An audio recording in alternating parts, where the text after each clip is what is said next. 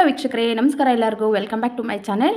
Welcome to Nalini Mamanesh cooking channel. ಬನ್ನಿ, ನಾನಿವತ್ತು ನಿಮಗೆ ಪೂರಿಗೆ, ದೋಸೆಗೆ, ಇಡ್ಲಿಗೆ ಎಲ್ಲದಕ್ಕೂ ಕಾಂಬಿನೇಷನ್ ಆದಂತಹ ಒಂದು ಸಾಗು ರೆಸಿಪಿನ ತಗೊಂಡು ಬಂದಿದ್ದೀನಿ. ನೋಡಿ, ಸಾಗು ಮಾತ್ರ ಸೂಪರಾಗಿ ಬಂದಿದೆ. ಕಲರ್ ನೋಡಿ ಎಷ್ಟು ಚೆನ್ನಾಗಿ ಬಂದಿದೆ ಅಂತ. ಪೂರಿ ಜೊತೆಗೆ ಸಾಗು ಒಳ್ಳೆ ಕಾಂಬಿನೇಷನ್ ಆಗಿರುತ್ತೆ.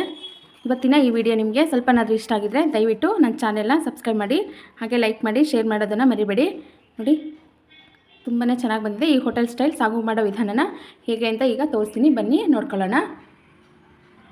ಬನ್ನಿ ವೀಕ್ಷಕರೇ, ಈಗ ಪೂರಿಗೆ ಒಳ್ಳೆಯ ಸೂಪರ್ ಟೇಸ್ಟ್ ಆದಂಥ ಹೋಟೆಲ್ ಸ್ಟೈಲ್ ಸಾಗುನ ಮಾಡೋ ರೀತಿನ ನೋಡ್ಕೊಳ್ಳೋಣ.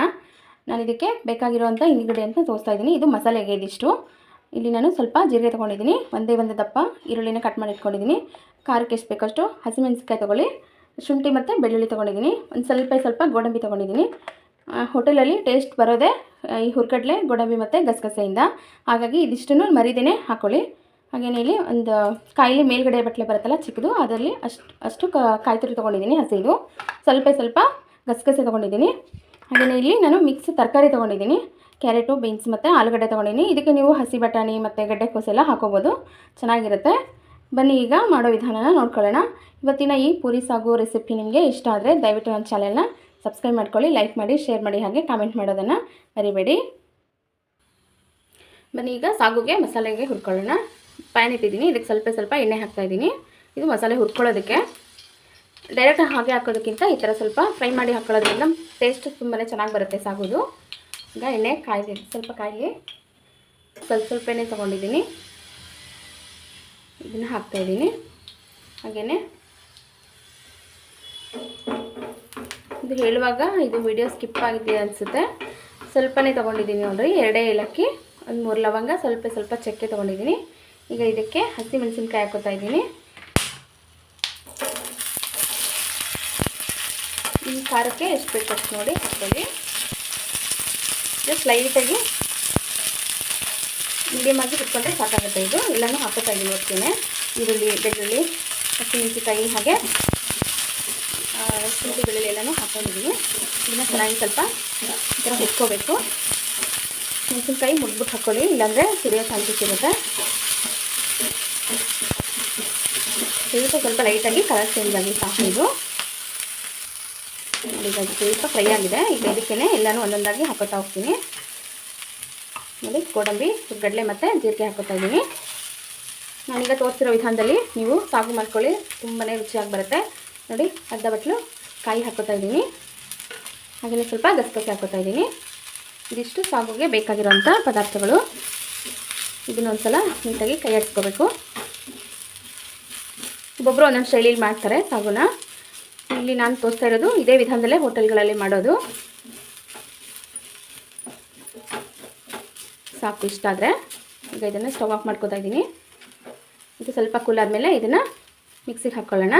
ಅದೆಲ್ಲ ತಣ್ಣಗಾಗಿದೆ. ಈಗ ಇದನ್ನು ನೈಸಾಗಿ ಪೇಸ್ಟ್ ಮಾಡ್ಕೊಂಬರ್ತೀನಿ. ನೋಡಿ, ಈಗ ಇದನ್ನು ನೈಸಾಗಿ ಪೇಸ್ಟ್ ಮಾಡ್ಕೊಂಬಂದಿದ್ದೀನಿ. ಕಲರ್ ನೋಡಿ ವೈಟಾಗಿ ಎಷ್ಟು ಚೆನ್ನಾಗಿ ಬಂದಿದೆ ಕಲರ್ ಅಂತ. ಬನ್ನೀಗ ಇದಕ್ಕೆ ಒಗ್ಗರಣೆ ಹಾಕೊಳ್ಳೋಣ. ನಾನೀಗ ಸಾಗುಗೆ ಕುಕ್ಕರ್ ಇಟ್ಕೊಂಡಿದ್ದೀನಿ ಸಾಗು ಮಾಡ್ಕೊಳ್ಳೋದಕ್ಕೆ. ಇದಕ್ಕೆ ಸ್ವಲ್ಪ ಎಣ್ಣೆ ಹಾಕ್ತಾಯಿದ್ದೀನಿ. ಒಂದು 3 ಸ್ಪೂನಷ್ಟು ಎಣ್ಣೆ ಹಾಕಿದ್ದೀನಿ. ಇದಕ್ಕೆ ಸಾಸಿವೆ ಎಲ್ಲ ನೀವು ಬೇಕಾದರೆ ಹಾಕೋಬೋದು, ಇಲ್ಲಾಂದರೆ ಬೇಡ.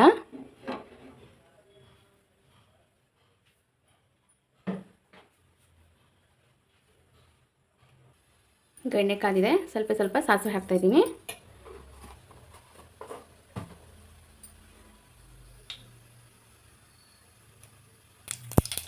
ಈಗ ಸಾಸಿವೆ ಸಿಡಿತಾ ಇದೆ. ಇದಕ್ಕೆ ಒಂದೇ ಒಂದು ಈರುಳ್ಳಿ ಹಾಕೋತಾ ಇದ್ದೀನಿ. ಮೀಡಿಯಮ್ ಸೈಜ್ ತೊಗೊಂಡಿದ್ದೀನಿ. ಆಲ್ರೆಡಿ ಮಸಾಲೆಗೆ ಹಾಕಿರೋದ್ರಿಂದ ಒಂದೇ ಈರುಳ್ಳಿ ಸಾಕಾಗುತ್ತೆ. ಹಾಗೆ ಸ್ವಲ್ಪ ಕರಿಬೇವು ಹಾಕೋತಾ ಇದ್ದೀನಿ. ಅದು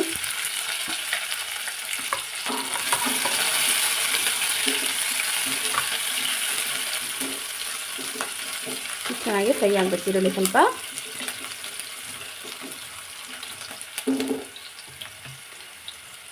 ಸಾಗು ದೋಸೆಗೂ ಚೆನ್ನಾಗಿ ಕಾಂಬಿನೇಷನ್ ಆಗುತ್ತೆ. ದೋಸೆ, ಪೂರಿಗೆ ಇದು ಒಳ್ಳೆ ಕಾಂಬಿನೇಷನು. ಈಗ ಇದಕ್ಕೆ ಟೊಮೆಟೊ ಹಾಕ್ತಾಯಿದ್ದೀನಿ. ಒಂದೇ ಒಂದು ಟೊಮೆಟೊ ತೊಗೊಂಡಿದ್ದೀನಿ, ದಪ್ಪ ಸೈಜು.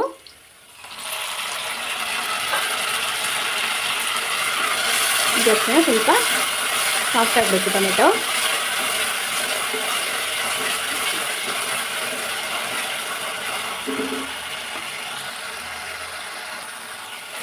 ಇದು ಟೊಮೆಟೊ ಹಾಕ್ತಾಗಿದೆ. ಈಗ ಇದಕ್ಕೆ ಒಂದು 1/4 ಟೀ ಸ್ಪೂನಷ್ಟು ಅರಿಶಿನ ಹಾಕ್ಕೊತಾ ಇದ್ದೀನಿ. ಹಾಗೆಯೇ ಒಂದು ಅರ್ಧ ಸ್ಪೂನಷ್ಟು ಧನಿಯಾ ಪುಡಿ ಹಾಕ್ತಾಯಿದ್ದೀನಿ.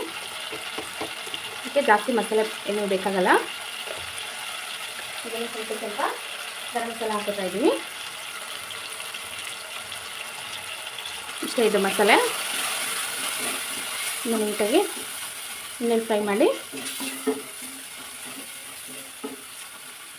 ಮಸಾಲೆ ಹಾಕಿದಾಗ ಯಾವಾಗಲೂ ಲೋ ಫ್ಲೇಮು ಕಮ್ಮಿನೇ ಇಟ್ಕೊಂಡಿರಬೇಕು. ಸೀದೋಗ್ಬಿಡುತ್ತೆ ಮಸಾಲೆ.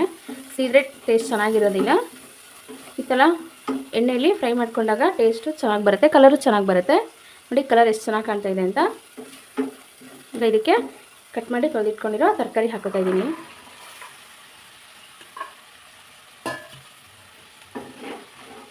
ನೀಟಾಗಿ ಎಣ್ಣೆಯಲ್ಲಿ ಇದನ್ನು ತರಕಾರಿನೂ 1-2 ನಿಮಿಷ ಫ್ರೈ ಮಾಡಬೇಕು.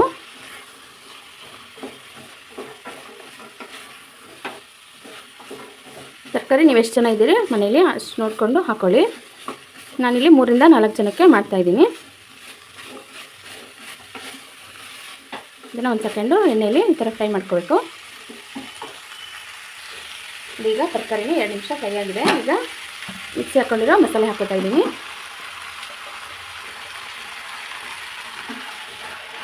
ಇದನ್ನು ಸಹ ಒಂದು ಸೆಕೆಂಡು ಈ ಥರ ಕೈ ಆಡಿಸ್ಕೊಳ್ಳಿ. ನೋಡಿ ಕಲರ್ ಮಾತ್ರ ಸಖತ್ತಾಗಿ ಬಂದಿದೆ. ಜಸ್ಟ್ 1 ಸೆಕೆಂಡ್ ಈ ಥರ ಕೈ ಆಡಿಸ್ಕೊಂಡ್ರೆ ಸಾಕಾಗುತ್ತೆ. ನೋಡಿ ಮಸಾಲೆ ಹಾಕಿ 1-2 ನಿಮಿಷ ಇದನ್ನು ಕೈ ಆಡಿಸ್ಕೊಂಡಿದ್ದೀನಿ. ಈಗ ಇದಕ್ಕೆ ನೀರು ಹಾಕೊಳ್ಳೋಣ. ನಾನು ಜಾರಿಗೆ ಸ್ವಲ್ಪ ನೀರು ಹಾಕ್ಬಿಟ್ಟು ಹಾಕ್ತಾಯಿದ್ದೀನಿ. ಹೀಗೆ ಹದ ನೋಡಿಕೊಂಡು ನೀರು ಹಾಕ್ಕೊಳ್ಳಿ, ಎಷ್ಟು ಬೇಕಷ್ಟು ನೋಡಿ. ಸಾಗು ತೀರಾ ಗಟ್ಟಿಯಾಗಿದ್ದರೂ ಚೆನ್ನಾಗಿರಲ್ಲ, ಹಾಗೆ ನೀರಾಗಿದ್ದರೂ ಚೆನ್ನಾಗಿರೋದಿಲ್ಲ.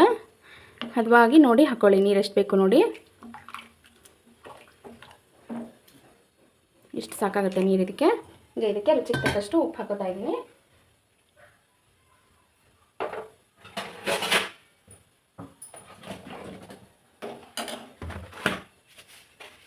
ನೋಡಿ ನಾನು ಕೈ ಎಳ್ತಲೇ ಉಪ್ಪು ಹಾಕ್ತಾಯಿದ್ದೀನಿ. ನೋಡಿ ಉಪ್ಪು ಹಾಕಿ ಇದನ್ನು ಕಲಸಿ. ಈಗ ಲಾಸ್ಟಲ್ಲಿ ಕೊತ್ತಂಬರಿ ಸೊಪ್ಪು ಹಾಕಿ ಲಿಡ್ನ ಕ್ಲೋಸ್ ಮಾಡಿಬಿಡೋಣ. ನೀವು ಓಪನ್ ಪಾತ್ರೆಯಲ್ಲಿ ಸಹ ಮಾಡ್ಕೋಬೋದು. ತರಕಾರಿನ ಮೊದಲೇ ಬೇಯಿಸಿಟ್ಕೊಂಡು ಮಸಾಲೆ ಆಡಿಸ್ಬಿಟ್ಟು ಆ ಥರನೂ ಹಾಕೋಬೋದು, ಅಥವಾ ಈ ಥರನೂ ಮಾಡ್ಕೋಬೋದು. ಇದು ಚೆನ್ನಾಗಾಗುತ್ತೆ, ಬೇಗನೂ ಆಗುತ್ತೆ ಕುಕ್ಕರಲ್ಲಿ ಮಾಡ್ಕೊಳ್ಳೋದ್ರಿಂದ. ಕಲರ್ ನೋಡಿ ಸೂಪರಾಗಿ ಬಂದಿದೆ. ಈಗ ಇದನ್ನು 2 ವಿಷಿಲು ಕುಕ್ಕರ್ ವಿಷಿಲ್ ಕೂಗಿಸ್ಕೊಳ್ಳೋಣ.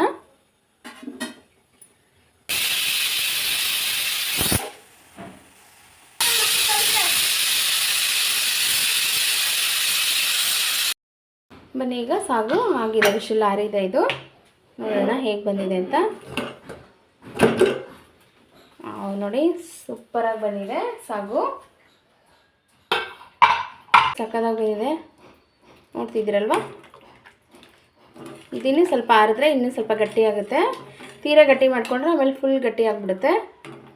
ನೋಡಿದ್ರಲ್ಲ ವೀಕ್ಷಕರೇ, ಸಾಗು ಎಷ್ಟು ಚೆನ್ನಾಗಿ ನೋಡಿ ವೀಕ್ಷಕರೇ. ಈಗ ಸಾಗು ತಯಾರಾಗಿದೆ, ಎಷ್ಟು ಚೆನ್ನಾಗಿ ಬಂದಿದೆ ಕಲರ್ ಅಂತ. ಜೊತೆಗೆ ನಾನು ಚಟ್ನಿನೂ ಮಾಡಿದ್ದೆ ಇವತ್ತು. ಪೂರಿ ವಿಡಿಯೋನ ಇನ್ನೊಂದು ದಿನ ನಿಮಗೆ ಅಪ್ಲೋಡ್ ಮಾಡ್ತೀನಿ. ವಿಡಿಯೋ ಮಾಡೋಕ್ಕಾಗಿಲ್ಲ ಪೂರಿದು. ನೋಡಿ ಪೂರಿನೂ ಸಹ ಎಷ್ಟು ಚೆನ್ನಾಗಿ ಉಬ್ಕೊಂಡು ಬಂದಿದೆ. ನೋಡ್ತಾ ಇದ್ರಲ್ಲ, ಈ ಸಾಗು ರೆಸಿಪಿ ನಿಮ್ಗೆ ಇಷ್ಟ ಆದರೆ ದಯವಿಟ್ಟು ನನ್ನ ಚಾನೆಲ್ನ ಲೈಕ್ ಮಾಡಿ, ಶೇರ್ ಮಾಡಿ, ಹಾಗೆ ಕಾಮೆಂಟ್ ಮಾಡೋದನ್ನು ಮರಿಬೇಡಿ. ಪ್ಲೀಸ್ ನನ್ನ ಚಾನೆಲ್ನ ಸಬ್ಸ್ಕ್ರೈಬ್ ಮಾಡ್ಕೊಳ್ಳಿ, ಸಪೋರ್ಟ್ ಮಾಡಿ. Thank you.